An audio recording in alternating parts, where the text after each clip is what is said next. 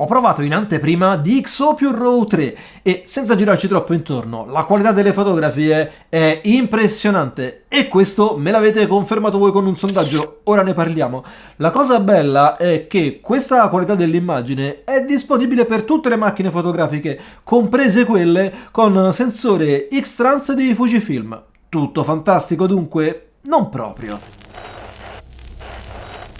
Ciao, sono Mariano di Videozappo.com. Seguo l'evoluzione dei software di DxO ormai da svariati anni e in tutto questo tempo ho avuto modo di apprezzarne alcune caratteristiche di indubbia utilità. PureRAW riunisce in un software molto semplice da utilizzare le funzioni più esclusive ed anche, se vogliamo, più efficaci. Oggi proviamo insieme PureRAW versione 3, la nuovissima versione del software, ed andiamo a cercarne pregi ma anche i compromessi che devi accettare per avere una qualità dell'immagine così elevata anche se hai una macchina fotografica con qualche anno sulle spalle. Ci sono in particolare alcuni aspetti che il marketing tende un po' a ignorare, ma andiamo con ordine. Riconosci queste due foto? Te le ho proposte in un sondaggio su vari miei canali social, il più affidabile dei quali ritengo essere il gruppo Telegram, a cui ti invito ad iscriverti, lo trovi in descrizione, perché da lì potevi scaricarle senza compressione. Ora, 2/3 delle persone che hanno partecipato a questo sondaggio hanno scelto l'immagine di destra. Se le esaminiamo così nel loro insieme, l'unica differenza che trovo apprezzabile è forse una differenza leggera di saturazione sui colori. Nell'istante in cui mi vado ad avvicinare, trovo che l'immagine di sinistra abbia forse un capello in più di rumore, e stesso discorso trovo che valga per il dettaglio, con una leggera preferenza magari per l'immagine di destra. Guarda anche queste texture tipografiche su questo color checker, così come se mi sposto proprio al bordo estremo noto come l'aberrazione cromatica sia un pochino meglio corretta nell'immagine di destra. Le differenze sono comunque nel complesso microscopiche. Guarda un po' che cosa c'è scritto qui sopra, scopriamo la differenza. Questa è un'immagine scattata a 100 ISO, questa a 3200 ISO. 5 stop di esposizione in meno. Davvero tantissima roba. Questa è trattata con PureRAW, con il nuovo algoritmo XD. Questa qui invece è così come è uscita dalla macchina e importata in Lightroom. Nessuna di queste immagini ha subito un processo di sviluppo in Lightroom, ho soltanto applicato a quella di sinistra il profilo dell'obiettivo per correggerne vignettatura, aberrazione cromatica e distorsione. Questa è l'interfaccia di DxO PureRAW 3, è una versione beta piuttosto vicina a quella che ormai potrai già scaricare, la trovi linkata in descrizione, ma cerchiamo di capire che cos'è DxO PureRAW. È un preprocessore di file RAW. Che cosa vuol dire? Che prende i file RAW così come sono usciti dalla tua macchina fotografica e applica una serie di miglioramenti, di elaborazioni. Queste elaborazioni partono dalla riduzione del rumore che viene eseguita a livello proprio del file RAW, prima del cosiddetto demosizing, e viene eseguita con 4 algoritmi che puoi scegliere, 2 di questi ad intelligenza artificiale, uno nuovo appena implementato in PureRAW. Ora li vediamo.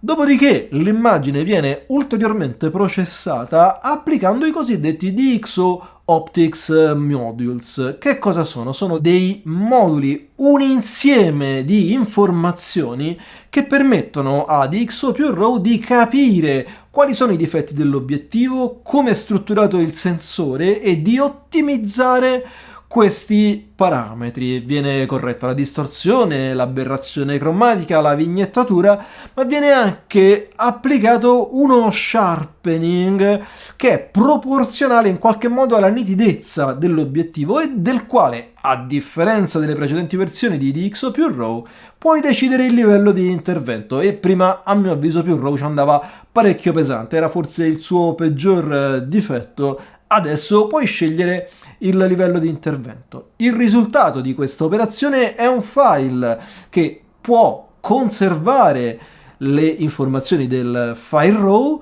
ma ha all'interno questo processamento che riesce a ottenere quella qualità dell'immagine che abbiamo appena visto. La nuova versione è anche integrata in Explorer Resource, dunque io posso cliccare col tasto destro su un file RAW, posso scegliere gli algoritmi di riduzione del rumore e qui posso scegliere il formato di output. Se scelgo il DNG conserverò tutte le informazioni del file RAW. Ma vediamo come funziona. Io posso aggiungere i file RAW con questo comando, ma posso anche trascinare i miei file. Se ci sono in mezzo dei JPEG non succede nulla, vedi, vengono automaticamente scartati. A questo punto ho due alternative differenti e questa è un'altra delle novità rispetto alla versione precedente di DxO più RAW, ovvero io posso iniziare subito il processo schiacciando questo tasto, vedi mi compare questa interfaccia, ma posso anche aggiungerle ad una coda. Vedi che l'interfaccia è identica, vediamo le opzioni disponibili, poi ti spiego la differenza. La prima cosa che posso scegliere è il tipo di riduzione del rumore. Abbiamo questo comodo help che ci fa da riferimento. iQuality fornisce buoni risultati, specialmente se le foto sono scattate a bassi ISO ed è piuttosto veloce. Prime è leggermente più lento ma riduce maggiormente il rumore, diciamo se sei a ISO medi è già sufficiente. Il Deep Prime è un gradino superiore, ci mette ancora più tempo, ma ha una riduzione del rumore davvero fenomenale. È quella che abbiamo visto nell'esempio precedente. Il Deep Prime XD è la nuova versione del Deep Prime che va ad affiancarsi, nel senso che hanno lo stesso livello di riduzione del rumore, ma l'XD cerca di recuperare più dettaglio e questo può essere molto comodo in determinati generi fotografici, ma di meno in altri. Pensa per esempio ad un paesaggio scattato ad alti ISO, il Deep Prime XD è perfetto, magari in un ritratto il Deep Prime è più efficace. E qui possiamo decidere i vari interventi che riguardano i DxO Optics Modules, la nitidezza a cui ti accennavo, che nell'istante in cui la abiliti puoi deciderne il livello di intervento, in alcuni casi anche il soft è più che sufficiente. Puoi decidere se rimuovere la vignettatura, l'aberrazione cromatica e la distorsione. Nel caso attivi la distorsione puoi di nuovo decidere come ottenere l'immagine finita. Il mio consiglio è quello di impostare il rapporto d'aspetto originale. Puoi scegliere il formato di output, il DNG se vuoi conservare i file RAW, puoi anche aggiungere un JPEG e scegliere il livello di qualità. Considera che col JPEG viene applicato anche il cosiddetto smart lighting, un'altra caratteristica dei software di DxO, e tra breve questa diventerà un'opzione selezionabile, dunque se applicarlo o meno. Se devi tirar fuori dei JPEG da mandare al volo a qualcuno è un'ottima opzione. Infine è stato aggiunto il TIFF, puoi scegliere se a 8 bit con compressione o a 16 bit per canale. E questa è un'opzione molto comoda se utilizzi la Nik Collection, perché i TIFF li puoi dare in pasto direttamente a quest'altro software di DxO. Poi possiamo decidere dove salvare le nostre immagini e posso anche decidere come rinominare i file. E qua sotto c'è un'altra caratteristica interessante che ti permette di esportare i file all'interno di Lightroom, di Photoshop o del software che preferisci andandolo a selezionare. E a questo punto posso aggiungere alla mia coda. DxO si rende conto che io avevo già eseguito questa operazione, dunque scegliamo di utilizzare dei nomi unici. Che cosa è successo? Vedi che non è partito nulla, non è capitato niente. Questo perché se io volessi vedere una variante di queste foto, che ne so, con l'algoritmo iQuality, dovrei semplicemente fare questa cosa qui e di nuovo schiacciare Add to Queue. A questo punto, se vado a vedere la mia coda, guarda qua, ho una prima batch con 10 immagini che verranno esportate in 3 formati differenti ed è quella con l'algoritmo Deep Prime, e una seconda batch con l'iQuality. E la differenza tra Process Now e Add to Queue è proprio questa, che con Add to Queue io posso impostare tutte le mie batch, tutto il lavoro con cui sono tornato, e magari impostare, che ne so, le foto a 100 ISO con l'iQuality o col Prime, le foto con ISO più elevati, con un algoritmo più sofisticato, tutte le variazioni che intendo fare, e una volta creato tutto questo lavoro potrò far partire la mia coda, la mia elaborazione. Come faccio? È sufficiente premere questo piccolo pulsante qui sotto, questo con il play. Inizierà questa operazione che è piuttosto impegnativa, piuttosto lunga, ma durante questa operazione io ho comunque ancora accesso al mio software e posso continuare a lavorarci. Per esempio posso creare una nuova coda con questa foto che magari la voglio con l'algoritmo Prime, la aggiungo alla mia coda e adesso se vai a vedere vedi si è creata questa terza batch. Se invece io avessi utilizzato il pulsante Process Now, nell'istante in cui schiacciavo quel tasto partiva direttamente l'elaborazione. La cosa che mi piace moltissimo di XO più RAW ed in particolare di questa versione 3 che ha aggiunto questo livello di flessibilità che io ritenevo necessario è il fatto che non devi cambiare le tue abitudini, puoi inserirlo nel tuo flusso di lavoro senza cambiare nulla, perché si integra con i software che già usi e sostanzialmente va a rimpiazzare quella fase iniziale del tuo lavoro quando scarichi le immagini dalla scheda della macchina fotografica e poi le importi nel software che preferisci. È interessante anche il fatto che sia integrato in Lightroom Classic e anzi colgo l'occasione per mostrarti questa caratteristica su una foto vera. Vedi, questa è un'immagine che ho scattato a 8000 ISO che anche a questa dimensione la riterrei da buttare, c'è una quantità di rumore notevolissima. Se vado in Lightroom a ridurre questa quantità di rumore, vedi, ci devo andare parecchio pesante. Per esportarla togliamo questa riduzione del rumore così vediamo un confronto diretto. Andrò qui su export in inglese e nella sezione di DxO più RAW ho questa voce che mi permette di processare l'immagine con DxO più RAW 3. Qui posso scegliere l'algoritmo di Prime che ritengo vada bene, voglio l'uscita in DNG, la riduzione della morbidezza dell'obiettivo va bene su standard, dunque la processo direttamente. E qui se devi processare un'immagine al volo da Lightroom devi avere un po' di pazienza perché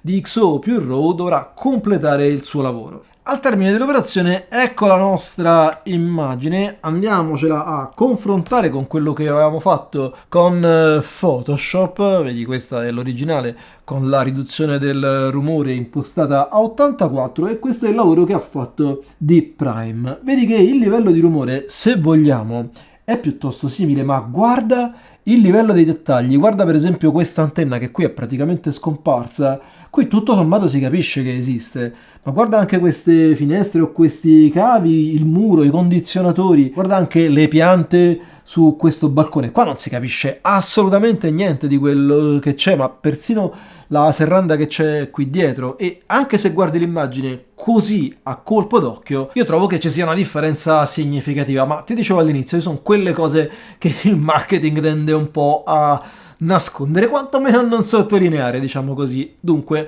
la più importante che secondo me devi conoscere è il fatto che DxO più RAW per conservare le informazioni RAW utilizza un formato che è il cosiddetto DNG lineare. Se ti interessa approfondire di che cosa si tratta ne possiamo parlare in un video dedicato, ma la conseguenza qual è? Guarda i file originali, per esempio guarda questi 3 in formato RAW, sono intorno ai 35 megabyte più o meno.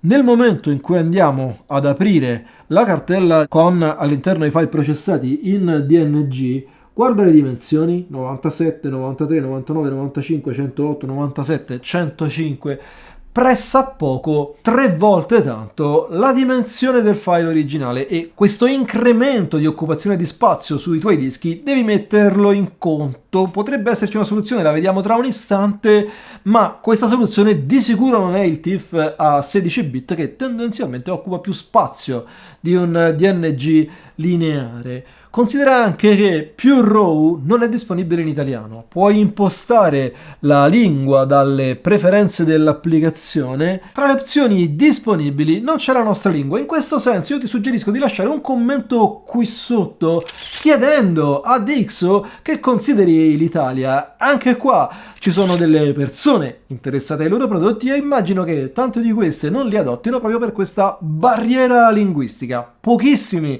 dei prodotti di Dixo sono tradotti in italiano, in realtà soltanto alcuni plugin della Nick Collection, tutto il resto dobbiamo accontentarci dell'inglese.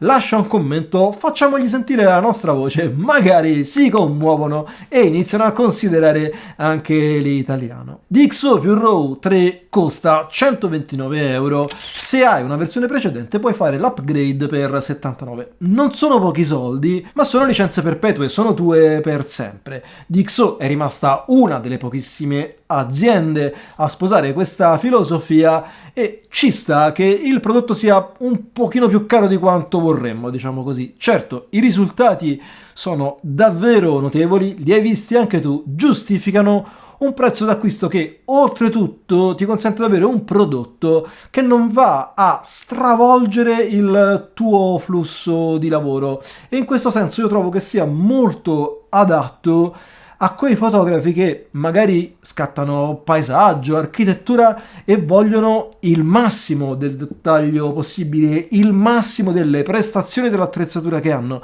Trovo che sia anche molto adatto a chi ha un'attrezzatura magari un po' datata e con una cifra tutto sommato piuttosto ridotta riesce a rinnovare i risultati che escono da questa attrezzatura.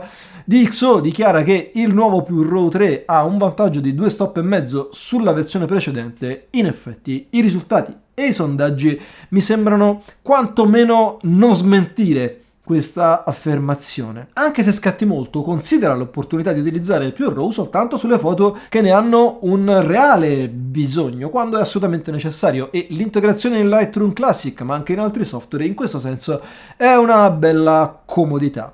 Se per te l'occupazione dello spazio sul disco è un problema grosso e vuoi rinunciare alle tue abitudini, potresti pensare di cambiare software, perché tutte le funzioni di PureRaw e in realtà tantissime altre sono integrate anche in Dixo Photolab 6. Questo software è un editor di file RAW, così come Lightroom Classic o Capture One.